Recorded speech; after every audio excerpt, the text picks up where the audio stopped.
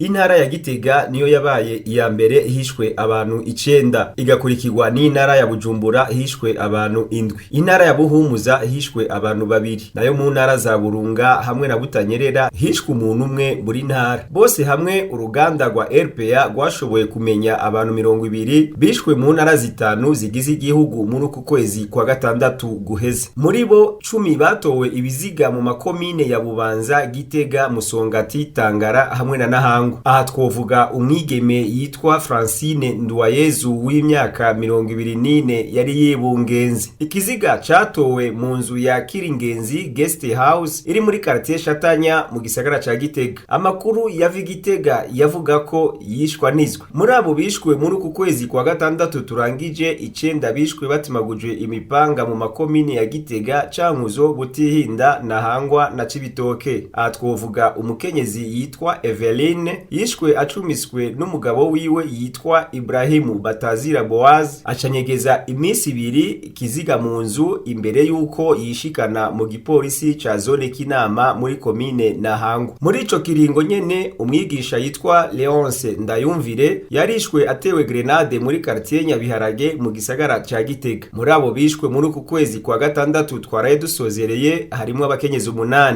bishwe mu makomine ya Gitega, Cibitoke, Nahangwa na Butihinda. Muri abo bakenyezi harimo uwitwa Banyansekera Imerde yishwe akekwa uburozi muri komine Butihinda. Muri uku kwezi kwa gatandatu twaraye dusozereye haratowe ikiziga c'umwana w'umuhungu umwidondoro utigeze umenyekana gikerewe izosi muri komine Tangara. Amatati yo mu muryango, ukwikekana uburozi hamwe n'ubusuma ni bimwe mu vyibonekeje ko ariyo ntandaro y'ubwo bwicanyi.